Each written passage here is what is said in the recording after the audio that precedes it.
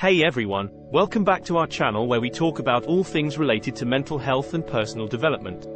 Today's topic is about relationships and how to set healthy boundaries. Have you ever felt like you're giving too much in a relationship and not getting anything in return?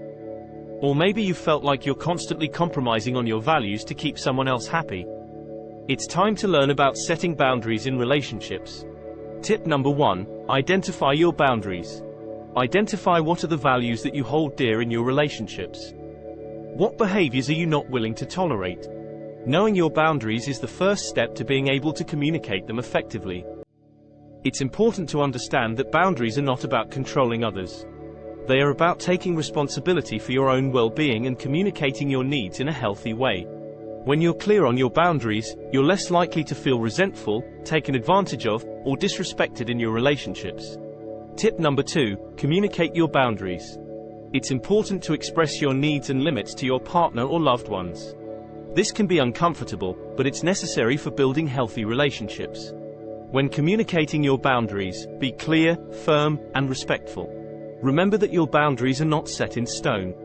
They may change over time as you grow and evolve as a person.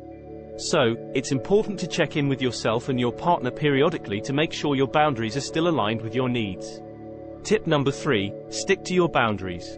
Setting boundaries is one thing, but sticking to them is another. It's important to be consistent in enforcing your boundaries. If you let someone cross a boundary once, they may continue to do so in the future.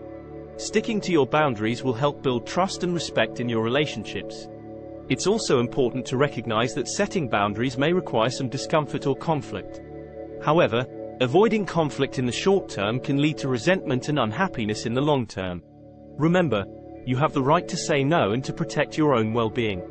Tip number 4, be willing to compromise. Setting boundaries doesn't mean being rigid and inflexible. It's important to be willing to compromise with your partner or loved ones.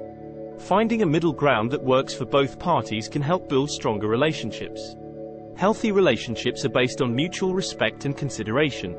So, it's important to take your partner's needs into account as well.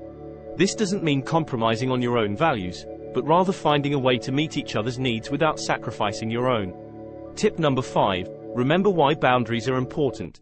Setting boundaries is a way to take care of yourself and your own well-being. It's a way to protect your mental health, emotional health, and physical health. When you have healthy boundaries, you're more likely to have fulfilling and satisfying relationships. You're less likely to feel drained, overwhelmed, or resentful. And you're more likely to attract people who respect and value you for who you are. And that's it for today's video on how to set boundaries in relationships and why it's important.